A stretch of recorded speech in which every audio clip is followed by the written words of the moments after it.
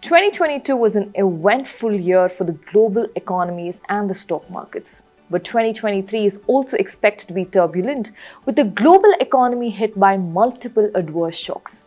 Amidst all of this chaos, how is the Indian economy recovering? A slew of economic data was released this week. In this episode of Third Empire, we will dive a bit deep into the Indian economy. Let's see how the Indian economy is recovering by analyzing the high-frequency indicators. Let's begin. You're watching Informed Investor, the Third Empire, and initiated by Research and Ranking.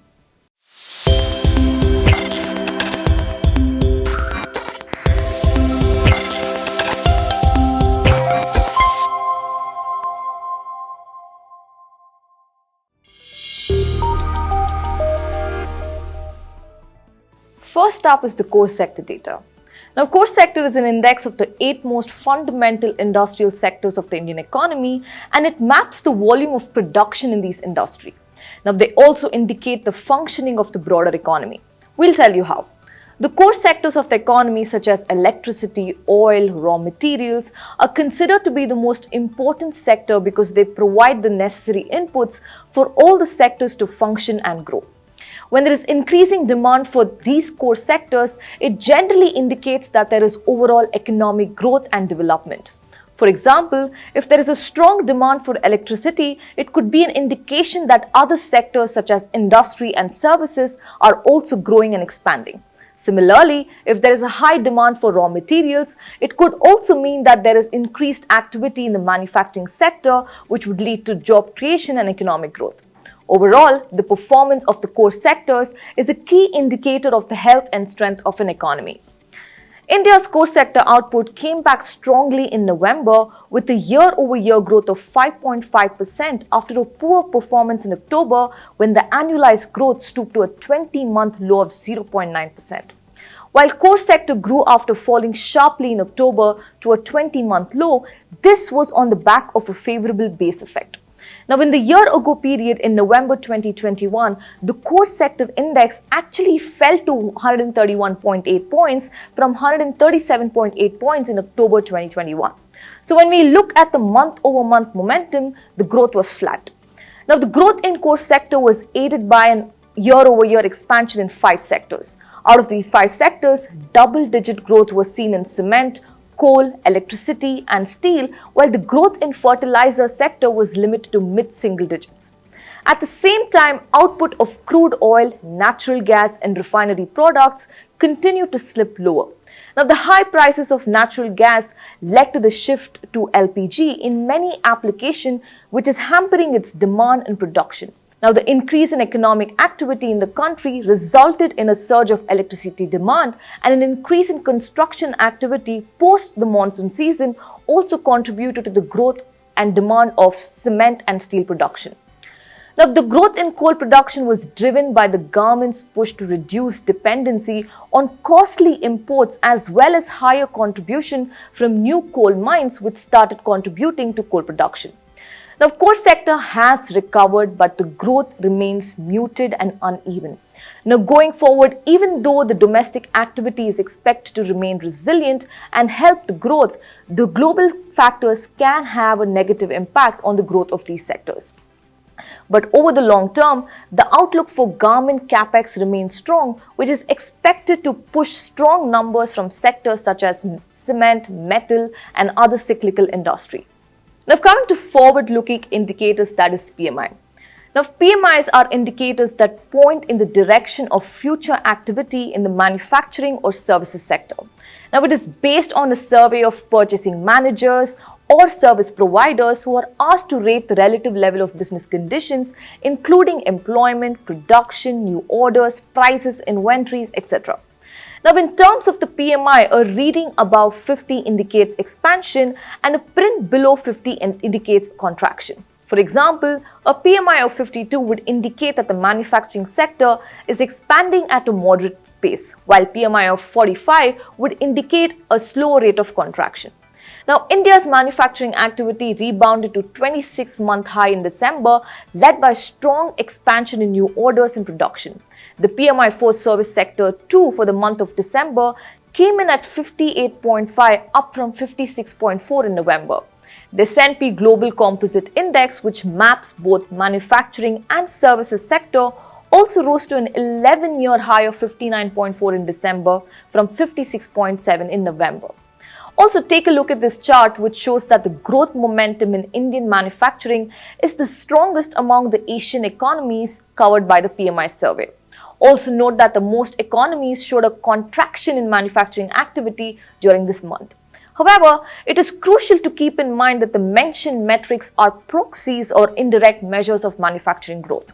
The situation appears to be very different if we focus on a few direct indicators, that is industrial production. Industrial production in the manufacturing sector decreased from 139.2 in January to about 128.7 in October.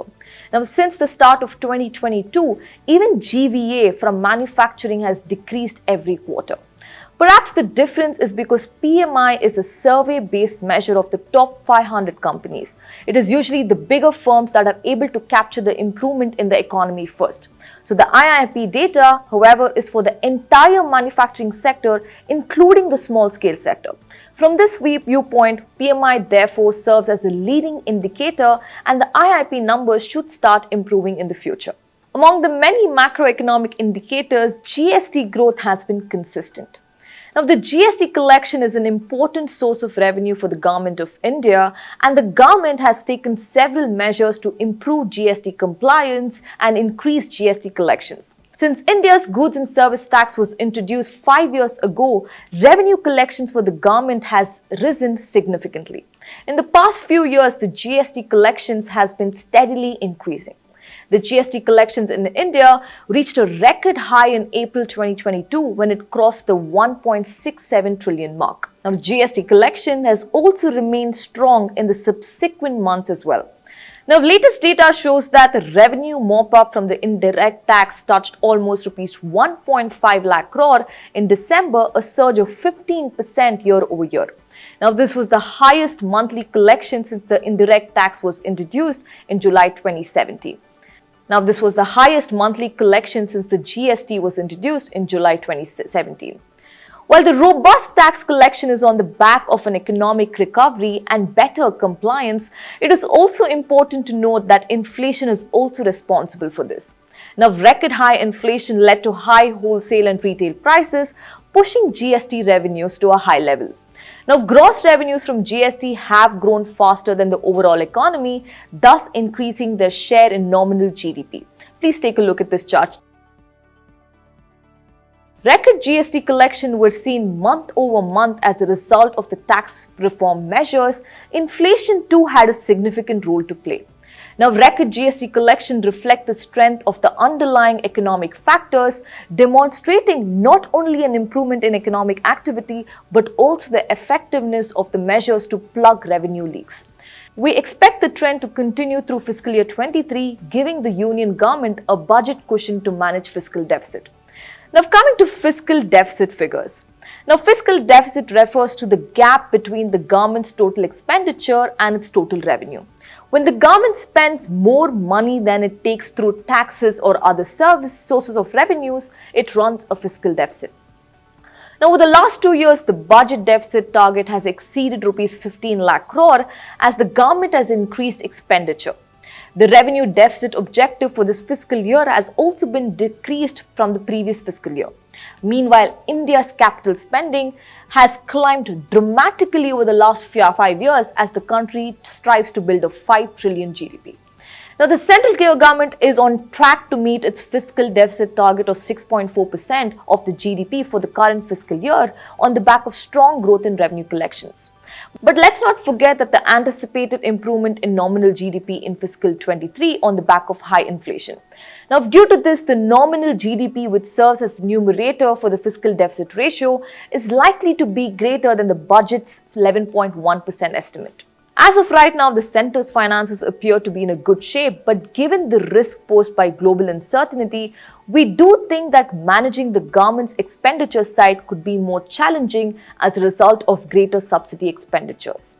Also, the pandemic had pushed the fiscal deficit beyond comfort level, and we believe it needs to be brought down gradually. Now, let's look at the auto retail sales for the month of December. The automobile sector had a mixed month in December.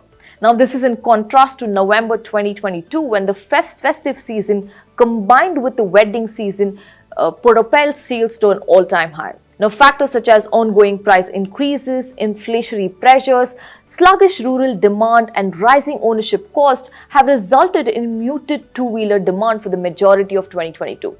Now, after a healthy recovery over the last 2-3 months, two-wheelers demand momentum has slowed down again.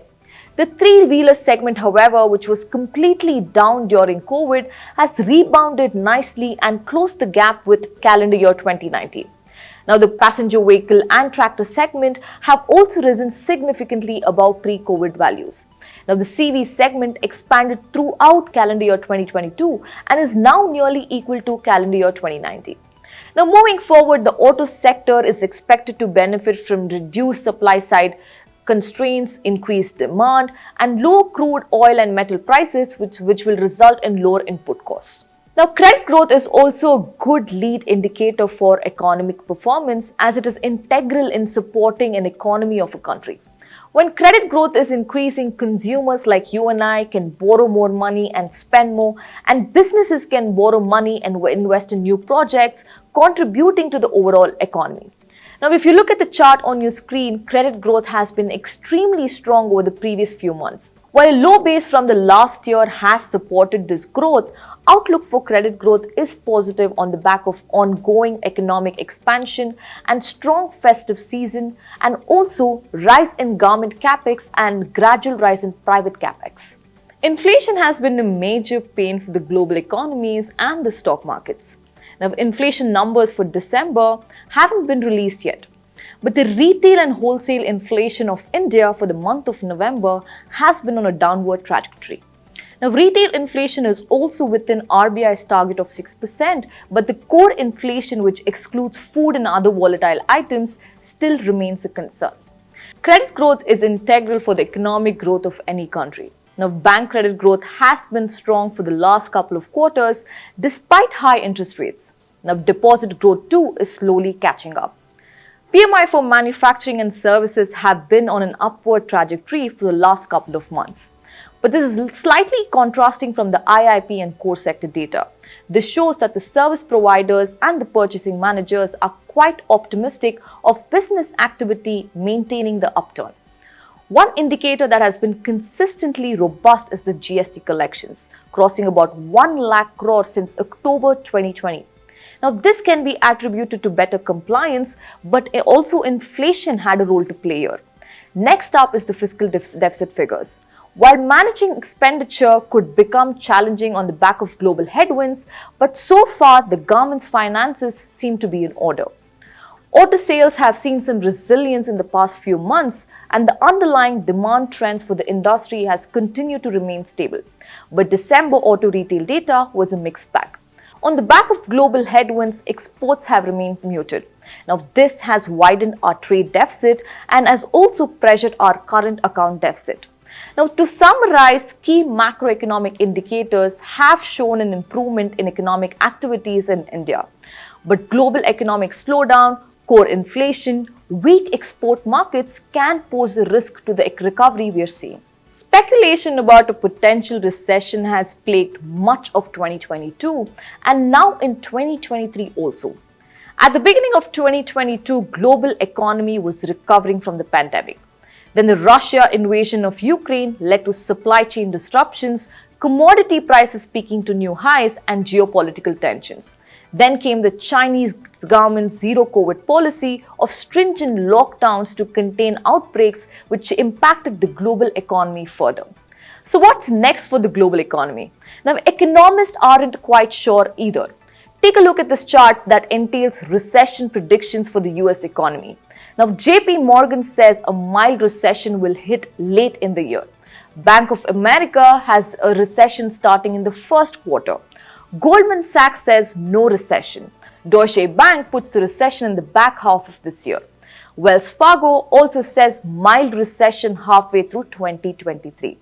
While US economy faces risk from global economic headwinds and monetary policy tightening, but some areas of the US economy has maintained momentum with the labor market still strong. Now, coming to the Eurozone and the UK. Goldman Sachs believes that the euro area and the UK are probably in recession mainly because of the real income hit from surging energy bills. Now, with major economies staring at a slowing economic growth rates and surging inflation, India's domestic demand and rapid infrastructure development are insulating its economy from global recessionary pressures, though not completely. While strong domestic macros are helping the economy, but to grow rapidly, India also requires favorable external factors, which seems difficult in the near term. Now, manufacturing production trends tend to be closely linked with export growth, and hence we could see softer growth in manufacturing output. Considering the global economic slowdown, domestic-oriented sectors compared to export themes are anticipated to be better in the near term. Now, over the long term, since India exports currently account for about 2% of global exports, the PLI schemes and the free trade agreements are being actively pursued by India, which will push exports. But macroeconomic environment should remain favorable. While I say this is me, Merlin Susanna, signing off. Take care and stay invested. Did you like watching this video? Then download our app Informed Investor to watch more such informative and interesting videos.